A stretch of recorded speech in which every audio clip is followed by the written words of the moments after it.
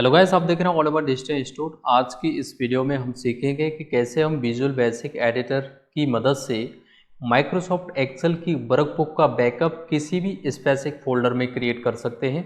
तो चलिए इसका सबसे पहले हम रिव्यू समझेंगे, उसके बाद मैं आपको बताऊंगा कि कैसे आप एक सिंगल लाइन कोड की मदद से ये बिल्कुल ईजी तरीके से कर सकते हैं।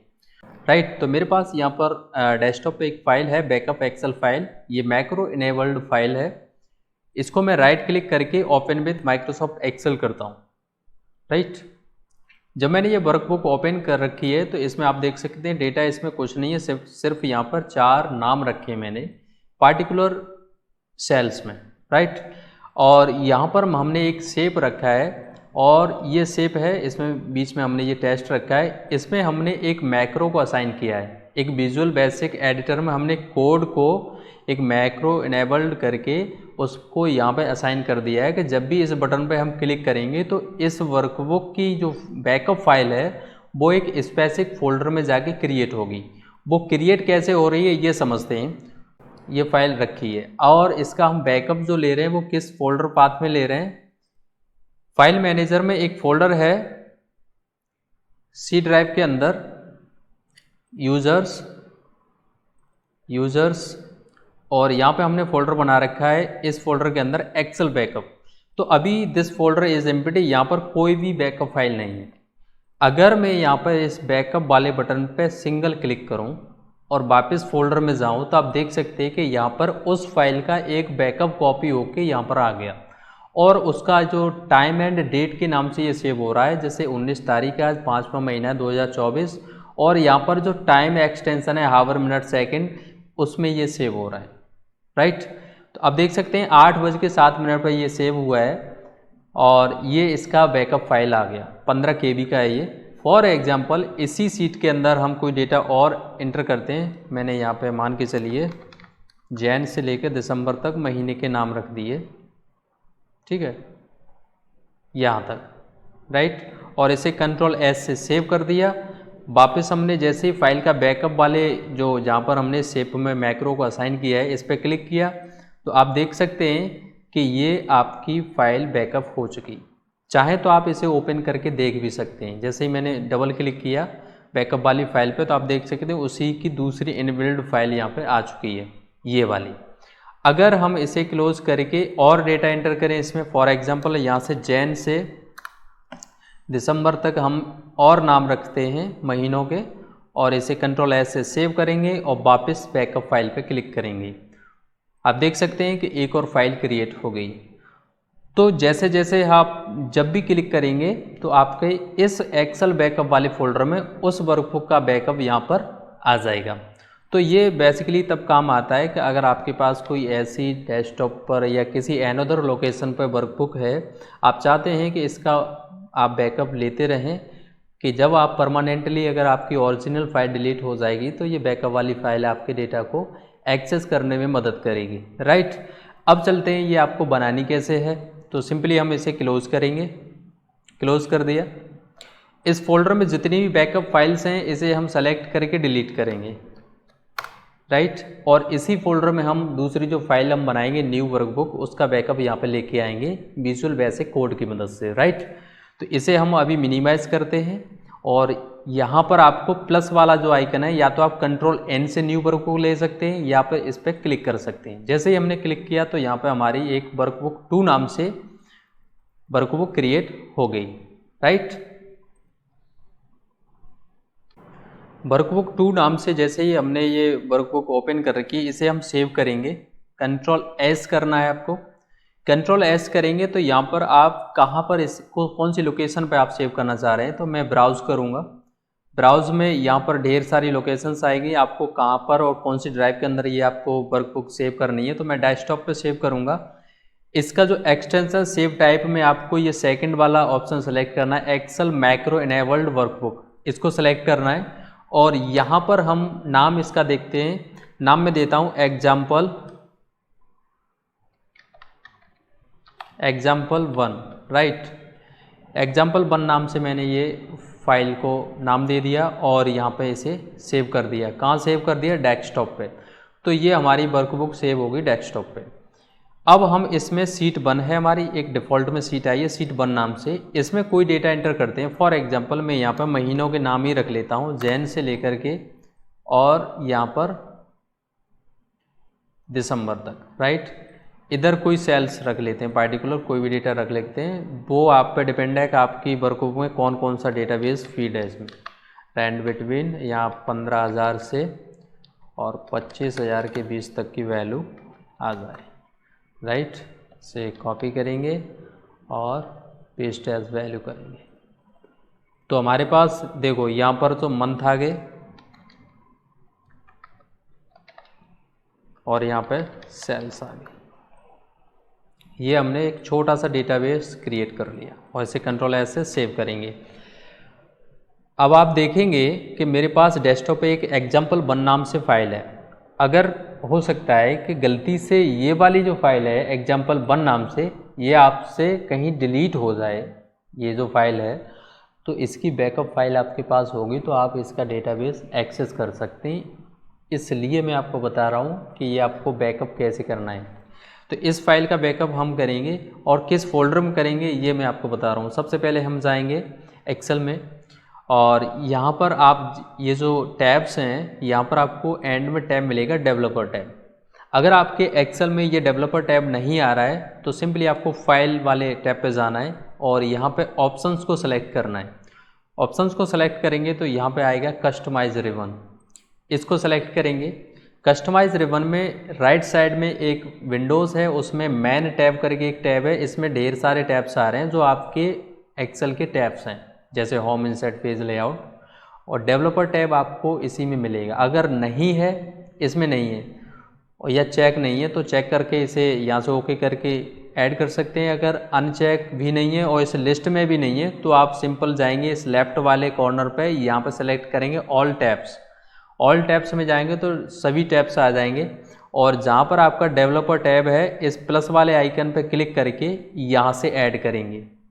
जैसे कोड पे सेलेक्ट करेंगे और यहाँ ऐड करेंगे। अभी यहाँ ऑलरेडी ऐड है, इस वजह से नहीं आ रहा है। ऐड करेंगे तो आप यहाँ ले सकते हैं, राइट। जैसे मैंने डेवलपर पे सेलेक्ट किया, देखो ऐड बटन हाईलाइट हो गया। यहाँ ऐड करेंगे तो ये इस साइड आ जाएगा और जब राइट साइड इस मैन टैब में आ जाए तो यहाँ पे चेक करके इसको यहाँ ओके कर दें तो डेवलपर टैब आपका यहाँ पे शो हो जाएगा। तो ऐसे तो हम डेवलपर टैब को एनेबल करेंगे। डेवलपर टैब एनेबल हो जाए तो सिंपली आपको विजुअल बेसिक एडिटर को ओपन करना है। इसकी शॉर्टकट कमांड है अल्ट F11। या तो आप यहाँ पे क्लिक करके ओपन कर सकते हैं या तो आप कीबोर्ड से अल्ट F11 प्रेस करेंगे तो आपके सामने इसका एडिटर पेज ओपन होगा और इस एडिटर विंडो में हम वो प्रोग्रामिंग करेंगे जिसकी मदद से हम ये बैकअप फाइल क्रिएट करेंगे, राइट। अब देख सकते हैं ये विंडो अलग है और ये विंडो अलग है। इन दोनों का ये वर्कशीट है हमारी, जहाँ पर हमारी वर्कशीट ओपन है, और ये विंडो है जहाँ पे हम अपना ये कोड को इस प्रोजेक्ट में कोडिंग करेंगे जिसकी मदद से बैकअप फाइल क्रिएट करने जा रहे हैं। तो सिंपली हम चलते हैं अपनी फाइल पे और इसे, तो आप देखेंगे कि यहाँ पे देखो example1 नाम से ये फाइल हमारी आ गई वर्कबुक, और इसमें सीट डिफ़ॉल्ट 1 एक ही सीट है। अब जाएंगे दिस वर्कबुक, इस पर राइट क्लिक करेंगे और चलते हैं व्यू कोड। इस विंडो में आके यहाँ पर डिक्लेरेशन यहाँ पर सेलेक्टेड है, जर्नल यहाँ सेलेक्टेड है ऑब्जेक्ट में, राइट। अब हम यहाँ पे कोड करेंगे। कोड आपको टाइप करना है सब save backup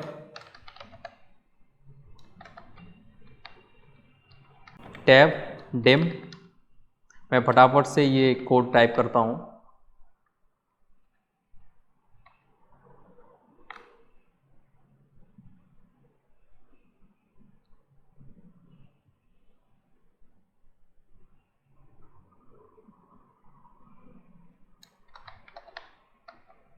backup path as string dim backup path as string enter backup path equal backup path equal double quote start. यहाँ पर उस फोल्डर का पाथ डालेंगे जिसमें हम इस फाइल का बैकअप ले जाएंगे। तो फोल्डर हमारा कहाँ पर है, ये है। इस फोल्डर को हम यहाँ पे इस फोल्डर वाले ट्रैक में क्लिक करके यहाँ से इसका पाथ कॉपी करेंगे और सिंपली उस कोड के अंदर जाके इसे पेस्ट करेंगे। जैसे हमने पेस्ट किया, पेस्ट करने के बाद यहाँ पे बैकवर्ड स्लैश लगाएंगे कि एक्सेल बैकअप वाले फोल्डर में आपका फाइल जाना चाहिए। डबल कोट बंद करेंगे। डबल कोट बंद करने के बाद एंड साइन यूज़ करेंगे और यहाँ पर उस फाइल का जो नाम सेव होगा उसका फॉर्मेट सेव करेंगे। तो फॉर्मेट हम क्या रखेंगे, फॉर्मेट फंक्शन लगाया हमने, ब्रैकेट स्टार्ट किया और फॉर्मेट हम रखेंगे कि जो सिस्टम की करंट डेट है जिस पे जब हमने क्लिक किया है उस टाइम पे ये सेव हो। तो यहाँ पर हम नाउ फंक्शन लगाएंगे। Now bracket start bracket close comma double quote के अंदर dd mm by date month year dash HH hour minute second, right. ये फॉर्मेट हमने लगा दिया। इस नाम से आपकी फ़ाइल सेव होगी डेट एंड टाइम से। ब्रैकेट क्लोज़ किया। ब्रैकेट क्लोज़ होने के बाद एंड साइन फिर यूज़ करेंगे और एक्सटेंशन को देंगे। किस एक्सटेंशन में आप ये वर्कबुक सेव करना चाहते हैं, .xlsm और यहाँ हम टाइप करेंगे दिस वर्कबुक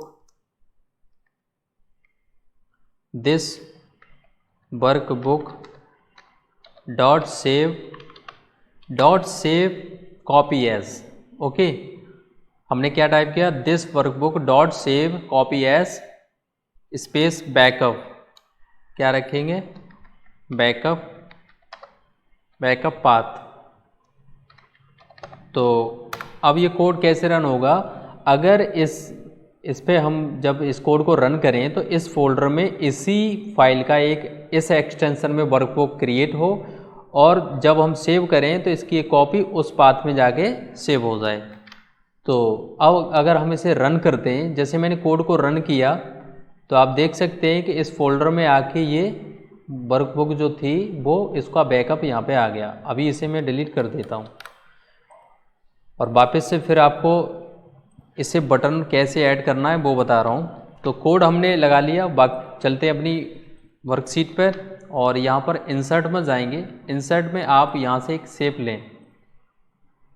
शेप आप कहीं पर भी रख सकते हैं। इसे मूव कराने के लिए ये वाला टूल लेके आप यहाँ कहीं पर भी मूव कर सकते हैं, रख लें, ठीक है। राइट क्लिक करके इसमें एडिट टेक्स्ट करेंगे। एडिट हम लिखेंगे बैकअप फाइल, ठीक है। बैकअप फाइल नाम रखा है इसका हमने और इसे अलाइनमेंट सेंटर करेंगे, बोल्ड करेंगे, राइट। ये हमारा बटन बन गया। बटन हमने शेप से बना लिया। चाहे तो आप डेवलपर टैब से भी यहाँ पे बटन ले सकते हैं।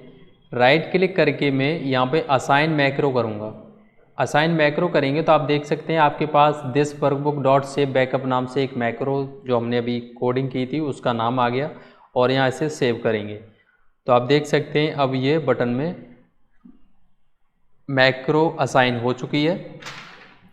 तो अब हम देखते हैं इस फाइल का बैकअप उस फोल्डर में जा रहा है या नहीं जा रहा है। तो पहले हम फोल्डर को ओपन करेंगे। फोल्डर अभी एम्प्टी है।